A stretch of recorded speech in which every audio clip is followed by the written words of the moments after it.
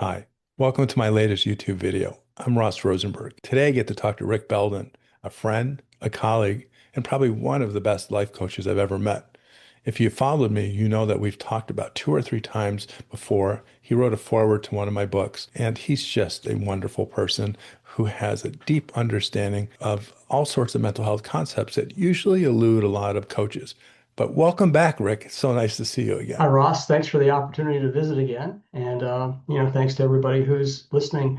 Look forward to a helpful discussion about some various things that we're both interested in. Yeah, we always seem to like talk about stuff that just kind of really connects and we get good conversation. In fact, 6 years ago, we did a video on the mother wound and it was viewed 400,000 times. Can you believe that?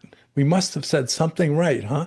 Yeah, apparently so. So Rick and I were talking before the podcast and we were thinking, well, what should we talk about again? And we thought, why don't we revisit the topic of the mother wound, which was the topic of the video I just referred to. Rick's vision about what it is and how he helps his clients through it is just fascinating. I just love to hear it. So Rick, can you start us off by explaining what is a mother wound from your point of view? How do you see it? Yes, absolutely. And I always insist on doing that in these conversations because there are a lot of people throwing that term around right now, and they all have their own definitions. And so the one I'm going to share right now is the one that I've been using for several years now. A mother wound is the result of a significant disconnection or disruption in the relationship between mother and son.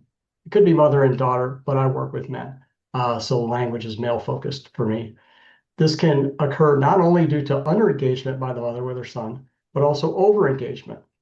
The fundamental problem is that the son has significant needs that are not being seen and met by his mother over a long period of time. This can happen whenever a mother prioritizes her own needs over the needs of her son. The most harmful scenario is when she uses her son as a resource to meet her own needs. And Right. it could be a daughter, but I work primarily with men, so I use that language. It's interesting. Just like when we talked about it the last time, I see it as you do, but I juxtapose it to my human magnet syndrome theory. And that basically states that if you're a codependent or have self-love deficit disorder, it's highly likely, I say in the high 95%, that you're going to fall in love with someone who is the opposite but matched, and that would be a narcissist, or to be specific, a pathological narcissist, someone with narcissistic, borderline, or antisocial personality disorder. And codependency is not connected to gender, even though there's probably more female codependents than males. But I even challenge that. I mean, who really knows what the truth is on that? But I see codependency as going both ways in the gender spectrum. And so the mother wound, as you talk about it, sounds like a mother who has narcissistic traits or narcissistic personality traits, or who is codependent or has self-love deficit disorder, an SLD, who is so fused and focused on taking care of the narcissist partner, the husband, um, the paramour, whatever you want to call that relationship, loses sight of her children. Or in the case of what you talk about, where there's enmeshment or emotional incest, compensates with the child to make up for what she's not getting with her husband. I'd love to start it off by talking about exactly how you see it and what is the typical person like who calls you or emails you or texts you, however you get new clients, and walk me through how it looks and how you start to kind of figure things out to help them see things. Sure. Although I will say, I mean, there are some substantive differences in the way what I call a mother wound affects a man versus how a woman is affected in terms of how that plays out in their life as an adult. A lot of Yes. men, as you said, who come to me, and I have some tools that I use to help these men assess whether they have an active mother wound that is replaying and showing up over and over again in their lives and in their relationships. And it can affect a man in all areas of his life, in his work, and particularly in his relationship with himself. A lot of men that show up and just about every band that shows up, we have some mother wound work to do. And it's often typically the case that their relationship with themselves is poor. They haven't Right, learned how to prioritize themselves. They don't know what their needs are. They tend to, whether it's in a relationship or in work or in other areas of life, they tend to be self-sacrificing, uh, whether they really know it or not. And one of the biggest things with these mother wounded men is that because they don't know how to prioritize themselves, and because they're still living in that wound and trying to sort it out right, unconsciously, they will go into rescue mode, right, which is what I did over and over again, which is nothing against the women I was involved with at all, but I was attracted to women who needed help uh, right, because I felt like that was my role growing up. My mother needs help. I need to right, rescue her.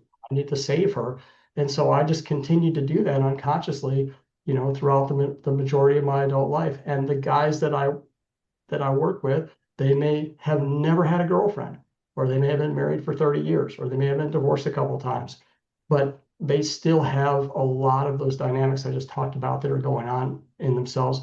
And to some extent, they might recognize it. They may only recognize it to the point where the reason they've reached out to me is because they've failed so much that they just right. can't face it anymore. So this mother wound, the way I see it, and it's a little bit multidimensional, but we already know that our points of views are similar but different. But what is similar is what you describe is what I know of, or what is classically known as codependent, or someone who's has self-love deficit disorder. They tend to take care of other people. They tend to be self-sacrificial. They do better when they're in the background. They're not good at expressing what they need.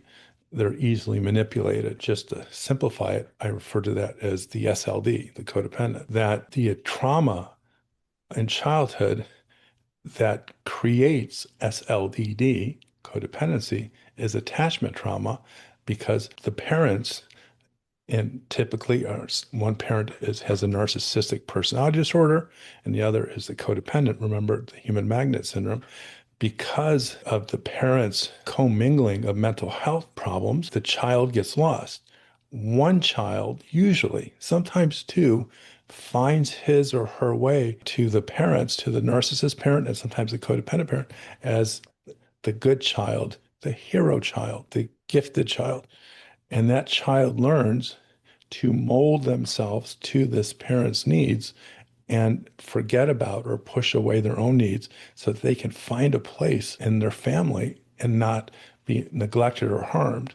Mhm. And that in totality is the attachment trauma that is responsible for SLDD. And so the mother wound it could come from a narcissist parent, as it Mhm. seems, or a codependent parent, but just it's the inability for the child to feel like he or she matters and that they can just be themselves and figure out life without having to keep an eye to, what's going on with the other parent and make sure everything is functioning. The core problem that we're both talking about, I believe, is one of availability, right? So if the parent, we'll say the mother in this case, is highly narcissistic, she's not available to the child. Right, If she's highly codependent, she's also not available to the child right, because her attention is going somewhere else. And I think that has a lot to do with how a child gets lost, is basically that feeling that nobody is there for me. And it's right, not just that feeling, it's the fact that they're affected developmentally. Because as you know, right, there are stages during childhood through teenage and right. young adulthood where there's supposed to be an adult there to basically walk you across the threshold and help you up when you fall down and point you in the right direction. And if you have a parent or two parents who are just unavailable most of the time, you're going to wind up trying to figure that stuff out on your own. And Yeah. then you're going to wind up with developmental disruptions that show up in adulthood. It's interesting, Rick, because first of all, we see it very similarly in this cauldron of potential opportunities where parents unconditionally love their children, and the children get to go, freely and sometimes effortlessly through these developmental sequences or phases. They get to discover who they are, and they get to figure out through trial and error, mistake, love, tenderness, sometimes, structure, discipline. Like they develop self-concept, that they are lovable just because of who they are, and they don't have to sacrifice themselves, their reality, in order to feel safe. But the adults we work with, the ones who are subject to this mother wound, is they had to somehow figure out a way to make themselves valuable, desirable, Yes. likable, important, so that they can get the attention of either the narcissist parent, which is much harder because of their narrow focus and their egotism and selfishness and narcissistic rage and injuries and all this stuff. They have to mold themselves at a time when a child is supposed to let the environment flow through them and past them and figure out who they are. They have to make big decisions. What do I have to do in order to get mommy or daddy to like me, to love me, to give me attention? And it disrupts child development. It is the attachment trauma. Attachment theory talks about this. And that is the beginning of needing to take care of everyone as an adult and forgetting about yourself. Because at the very beginning of your life, you learned, well, that's how love works. Yes. And it's awfully hard to change that type of focus, that type of framing of how relationships are in adulthood, which is why what you do is so darn important. I would imagine the men that you work with are pretty hurt and desperate by the time they get to you. Yeah, and in that context, I'll just say, and partially in response to what you said, is that one of the things we don't, and I say we because it happened to me, Yeah. we don't get to learn in those kind of heartbreaking situations as a child is we don't get to learn how to fail successfully, right? Good point. Every failure is potentially like a survival situation. And it doesn't even have to be a big one. It might Right. just be you have the wrong look on your face Right. at the wrong moment. Um, and so, yeah, so all of these things have led the men that come to see me in various degrees to feel like they want to make some kind of a change. They know they need to, but they don't really know what it is. You know, they can tell me what's going wrong. They can tell me about the things that where they failed in their lives, or for some of the younger men, I mean, it's hard for them to even get started. Right. Uh, it's hard for them to even get started in life. Um, and so there's frustration, there's confusion, and there is a sense of, in a lot of cases, not really being completely sure who they are. Hmm. They learn to perform in a set of roles, uh, but when they're alone, or like maybe some guy retires, and the first 3 months is awesome, and then after that, he's like, I don't know why I'm here. Right. Uh, so It, yeah, there's a it one of just the things that I really focus on with everybody is, let's look at your relationship with yourself because that is it the number one priority. That is if you can develop and progress that and understand it better, that will unblock you in all kinds of ways. it reminds me of an analogy that I made up, and who knows, probably got it from someone else. A person from the Inuit tribe, inappropriately known as Eskimos, where they travel to Miami and they try to prepare for it, but there's no language. There's no way to describe sun and beaches and sunburn because there's no conception of it because it's so far from their life experience. And no matter how much you try to prepare someone, and let's say in this analogy, the Inuit person who's excited to go somewhere where they're not frozen all the time, and they think warm is 40 degrees Fahrenheit. For those who are European, I have no idea what that means Celsius, but it's 10 degrees above freezing. And so in this story, they come to Florida and they get very frustrated and uncomfortable and and they're sweating and they're just nothing feels right and everything is foreign and they want to go back to the freezing tundra way up in the northern territories of Canada where they were too cold and felt like they would can never be happy.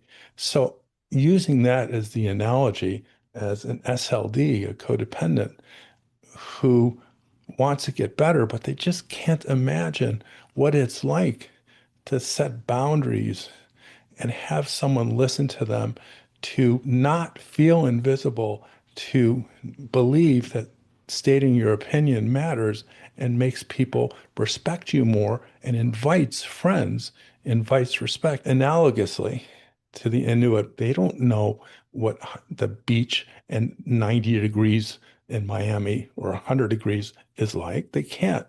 And so if they don't can't prepare for it, there's going to be a need to go back to the way it was.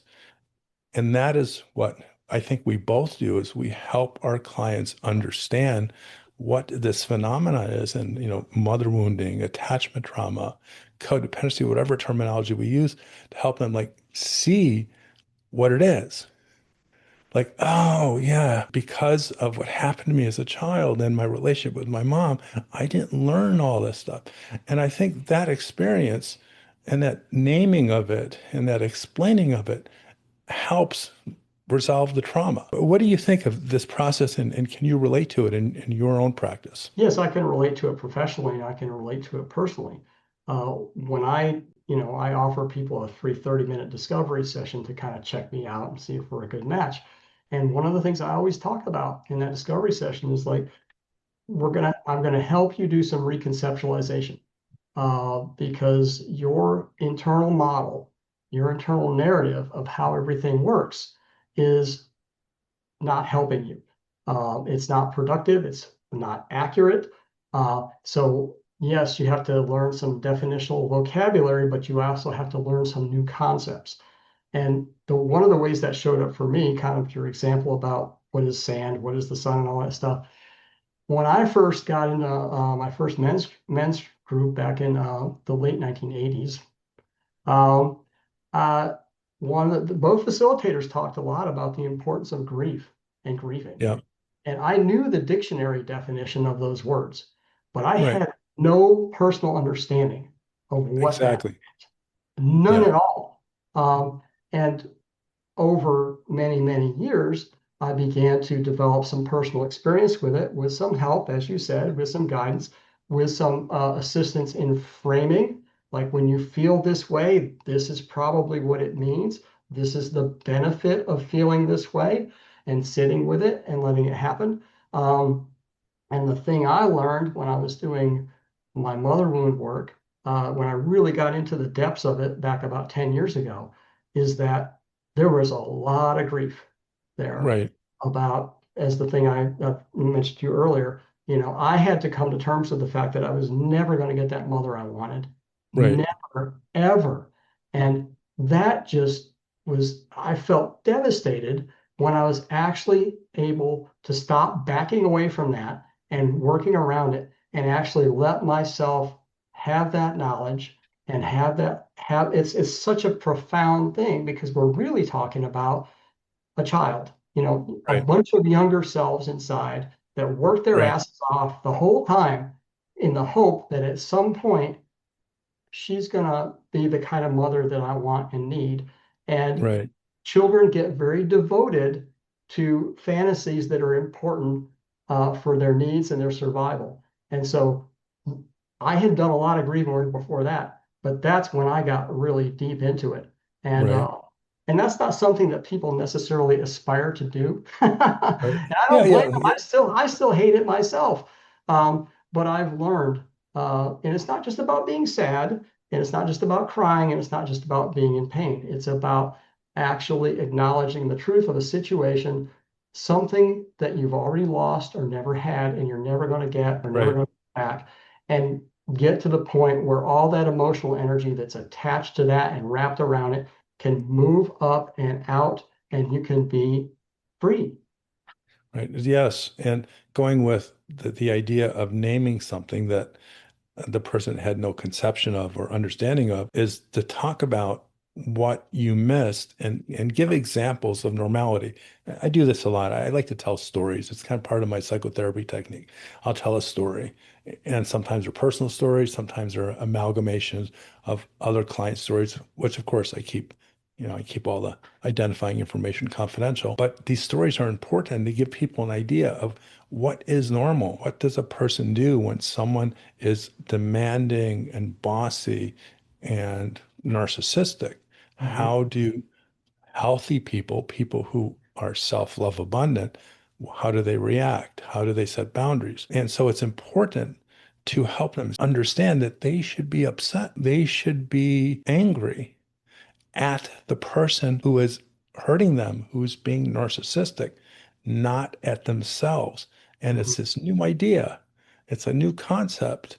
And through that discussion and the introduction of new ideas based upon a different way of thinking, they start to get connected to feelings of loss. They have been taking care of people who have expressly and indirectly ignored their needs and lost years, decades of their life. And the sadness, the loneliness, the shame, we help them identify with that, put words to it so that they can understand it. And as you said, it was wonderful how you said it, work through it and get to the other side.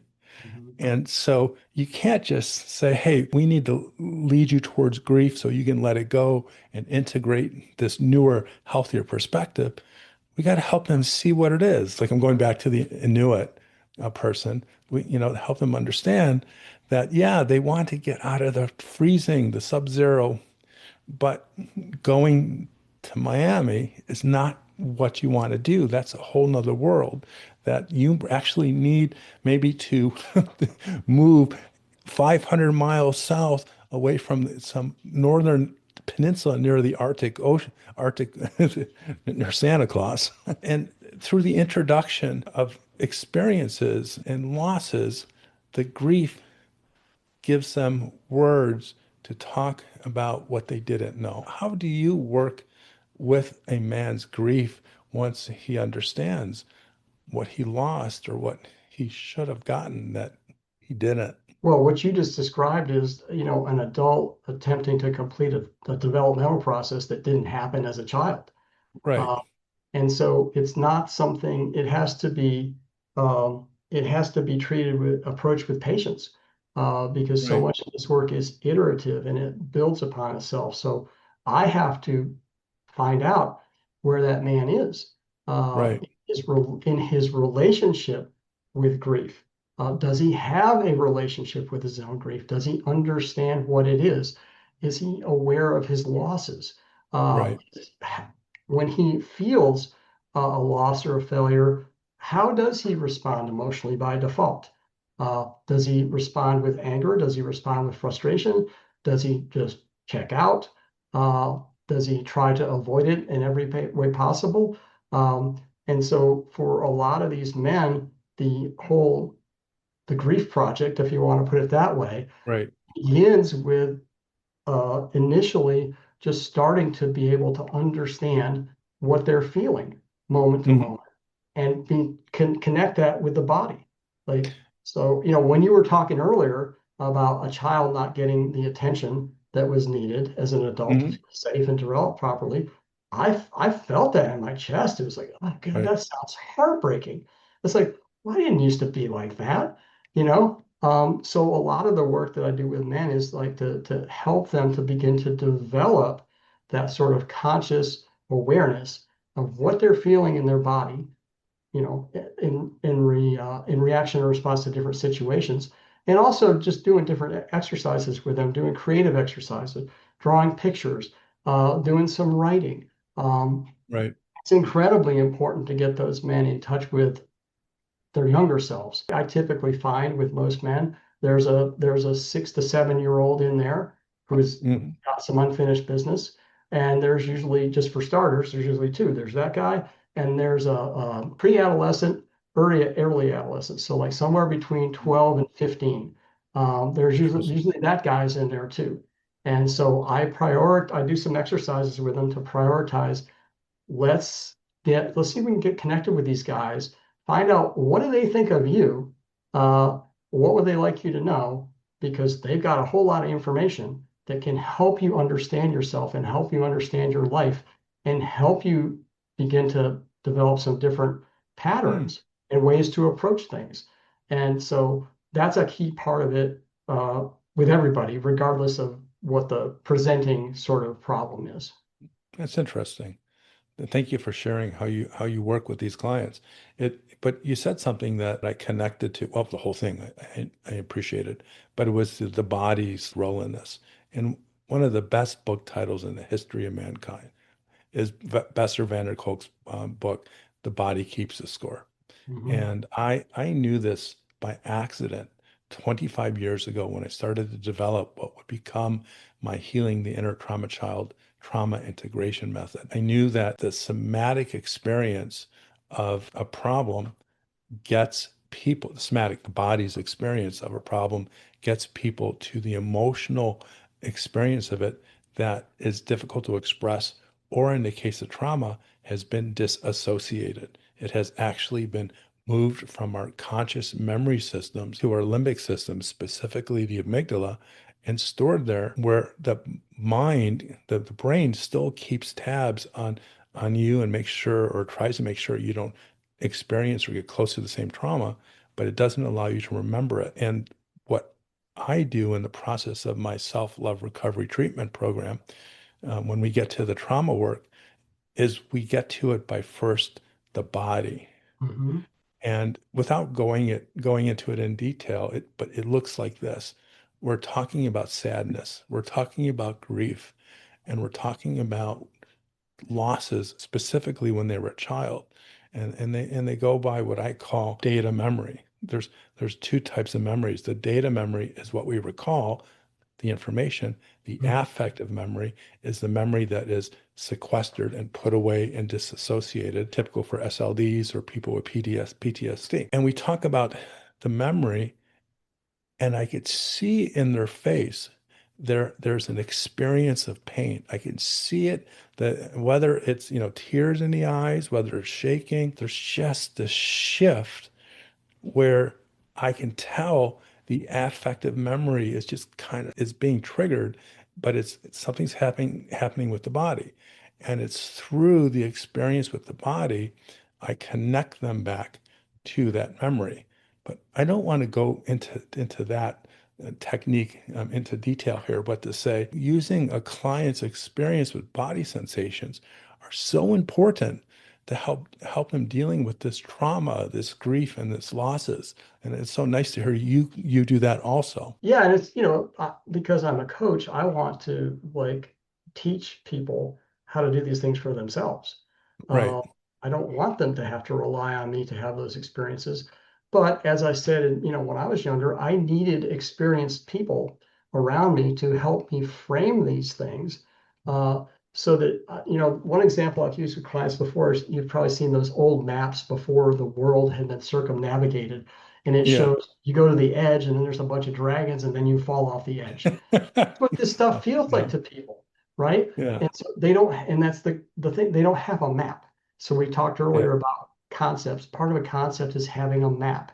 Uh, and part of challenging the map you have is having somebody accompany you up to the edge and Hmm. help you understand that that's just a story that somebody told you. You're Yeah. not actually going to fall off the edge of the earth. I feel like Yeah. I'm going to fall off the edge of the earth every time I go into grieving. You're right. It's like a visual representation of ourselves. An emotional understanding of ourselves requires us to have like a picture of it, Yes. and understanding, kind of like what they say in mental health circles, a cognitive schema, a way that we think about it using words, memories, and thoughts. And if we don't have the experience, it goes back to what we talked earlier. We don't have, and I quote this for podcast listeners, a map to guide us. It's not just showing them a way, aka metaphorically giving them a map.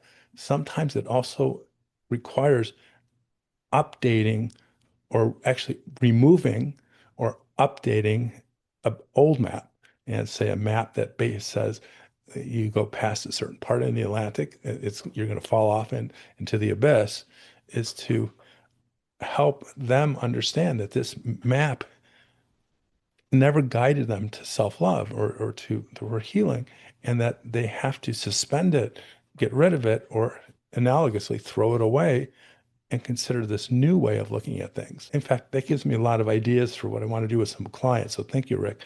I like the idea of conceptualize it as a map. And I would bet your clients resonate very strongly with that. People, as you know, people model and process things in different ways. I'm an image processor, right? Like I That's funny. translate all information into some sort of image, some sort of model, Yeah. something that would be it's internal, but it would be visual.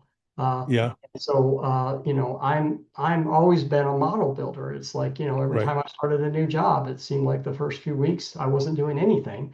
It's because I was modeling the organization, I was modeling the project, I was modeling all this stuff. And then once I get my model or my map in place, then I can go forward. And what I want to do and what I hope I'm doing with clients is helping them learn how to build their own map and how Right. to test the edges of it on a regular Interesting. basis and see, Hmm. is that really a boundary? Is that really a cliff's edge? Or is that Hmm. just a belief or some conditioning that was laid into me that tells me don't go there because something bad will happen? I think it was yesterday, could have been the day before. I had a client. She was struggling with her boyfriend who was reacting really strongly to her boundaries and being pouty and angry and not talking to her for a day or two. And then later apologizing. And so it's this big cycle of my client getting upset at the way her partner reacted to her boundaries and then saying something and then getting punished and then, making up and so forth. And so I told a story. This is about a relationship with a friend that I have now. And it's a story about her getting upset at me. And I told two versions of the story, me getting upset with her and her getting upset with me. And each story was us, of course, separate situations, saying to the other, this upsets me. I don't like this. And then I made it accurate because these discussions aren't easy. And so I portrayed it as a challenging subject. And then I walked them through how it manifests into a closer connection, more information about the other person and learning. And in both of these stories, they ended with either apologized, depending on exactly what happened. Each person learned a lot about each other and their friendship got closer. It was a productive process. And it was interesting because in both of these stories, my client, she was just glued to my description of the story because she hadn't ever experienced two people having a disagreement, one person setting a boundary, and then the conversation that came from that actually worked things out and made things better. And so in that story, I felt like I was responsible to come up with something that was believable, Mhm. that could illustrate a problem that they've never seen work through. And so in a sense, I was showing them kind of a map or a vivid explanation or an example of something that up until that point they couldn't really conceive and because of that see. Yeah, absolutely. And just to kind of bring us back to where we started, Yeah. uh, a man with a mother wound is he's running with a corrupted map. Yeah. It's highly constrained. There's a lot of inaccurate information in it. A lot of the Hmm. inaccurate information in that man's map came from him as a child, because with his child's brain and his limited experience and his limited knowledge of the world, he came to a bunch of conclusions about reality based on the way that he was being treated, his needs not being met, not feeling safe, all those things we talked about. And he was the children are just drawing their life map all the time. And they wind up with these wildly inaccurate maps that are too small. I don't know why. I thought back in the olden days when they had their first GPSs, and I think I had one was called TomTom. They were just actual physical items that were separate from a phone. You always had to update the map because at that time the map making industry had started to depend heavily on satellite imagery, and the maps were always being updated. And every time the was updated, it would actually come up with a better way to get me to one place to another. So I like this idea of helping people update maps, throw away them, get new ones. We actually got to where we started from, the mother wound. And of course, this is always so enjoyable. In fact, fun for me to have these conversations with you. And I hope the listeners and the viewers can enjoy and learn as much as I do. So thank you so much for being a part of this, Rick. You're welcome, Ross. I always enjoyed doing this. And as always, we went off the map. Uh, Yeah, we did. We didn't really stick to our initial discussion of what we were going to talk about. So there we I go. didn't, yeah, I didn't know we were going to go that way. And it's Yeah, great. right. I'm glad we did it that way. Well, is there anything you'd like to tell my listeners or viewers about yourself and how to get in contact with you? Yeah, definitely. My legacy website is rickbelden.com. If you're interested in coaching, that website is rickbeldencoaching.com. And as I said earlier, I do offer a free 30-minute discovery session to find out if I'm a good match for Hmm. you or a good match for me. And you can find me here on YouTube under Rick Belden. You kind of impacted me. I now offer a 10-minute discovery session. Sometimes it's 15 minutes, of course, free session, so someone can understand the potential value of working with me as their psychotherapist. So thank you for that, and of Welcome. course, it gives me a chance to say that. I also like people to know that I have a Patreon program, a subscription program that gives people access to information that's not available to anyone else. Advanced viewing of some of my videos and ideas and articles and everything and stuff like that. Also, if people would like to know more information about what I do, please go to selfloverecovery.com or email me at help@selfloverecovery.com. Thank you, Rick. This has been great. And I look forward to the next one because they're always a lot of fun. See you next time. Okay, bye-bye.